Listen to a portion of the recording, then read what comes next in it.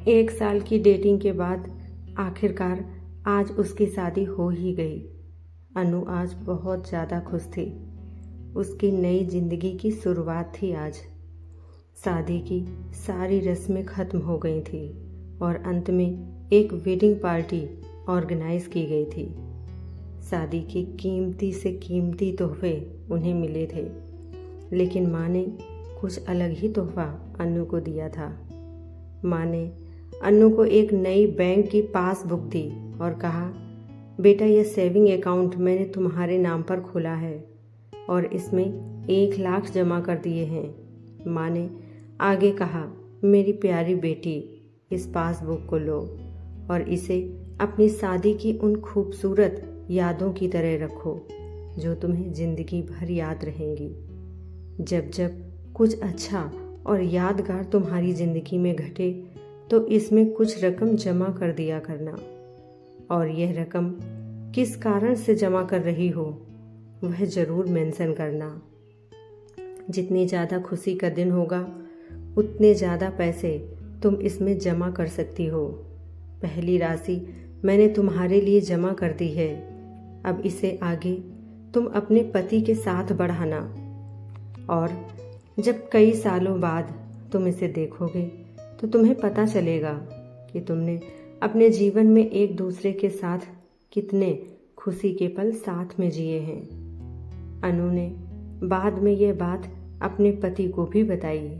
दोनों को ही यह सुझाव बड़ा ही पसंद आया और अब वह दोनों ही उस वक्त का इंतज़ार करने लगे जब इस खाते में कुछ पैसे जमा करा पाएं। महीनों बाद उनकी पासबुक कुछ इस तरह से दिखने लगी। 19 जनवरी 10,000। शादी के बाद पति का पहला बर्थडे मनाया। 27 फरवरी 20,000। पत्नी को नौकरी मिली। 25 मई 20,000। वैकेशन शिमला में। 3 जून 50,000। पत्नी प्रेग्नेंट हुई। 22 जुलाई 40,000। पति को प्रमोशन मिला और यह सिलसिला आगे बढ़ता रहा। पर जैसे जैसे समय बीतने लगा, साल बढ़ने लगे, दोनों में झगड़े होने लगे। छोटी छोटी बातों पर वे अक्सर एक दूसरे के साथ बहस करते, कभी कभी बिना बात के ही झगड़ा करने लगते। धीरे धीरे दोनों के बीच बातें बंद हो गईं। वह दोनों ही अब अपने शादी के फैसले पर पछताने लगे। दोनों को ही ऐसा लगने लगा कि उन्होंने दुनिया के सबसे घटिया इंसान से शादी की है।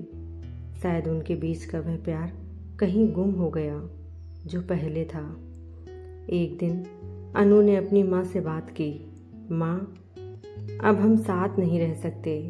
हम दोनों ने ही यह फैसला लिया है कि अब तलाक लेकर अलग हो जाएं। मुझे समझ में नहीं आ रहा है कि मैंने ऐसे इंसान के साथ शादी करने का फैसला कैसे लिया था।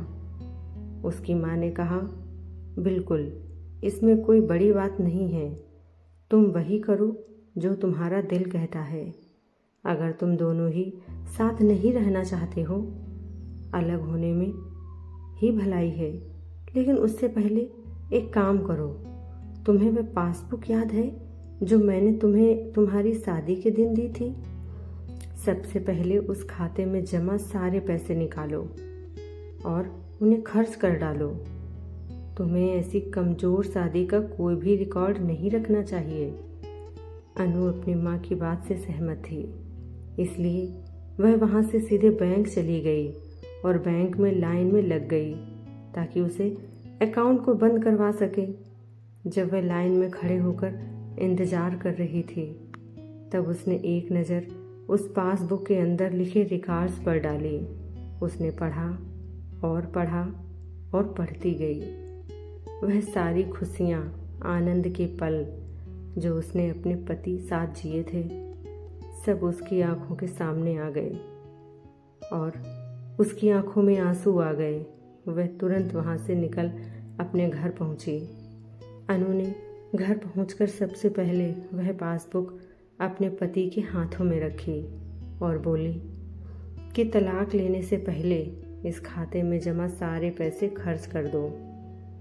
और इस खाते को बंद कर दो। अगले दिन पति बैंक गया और खाता बंद कराने के लिए लाइन में लगा। जब वह लाइन में अपना नंबर आने का इंतज़ार कर रहा था, उसने एक नज़र उस पासबुक पर डाली।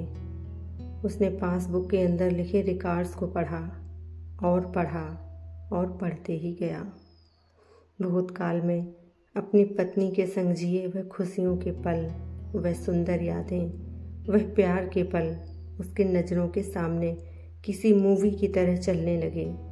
थोड़ी देर बाद वह भी बैंक से निकला और सीधे घर पहुंचा। घर पहुंचकर पासबुक उसने अनु के हाथ में रख दी।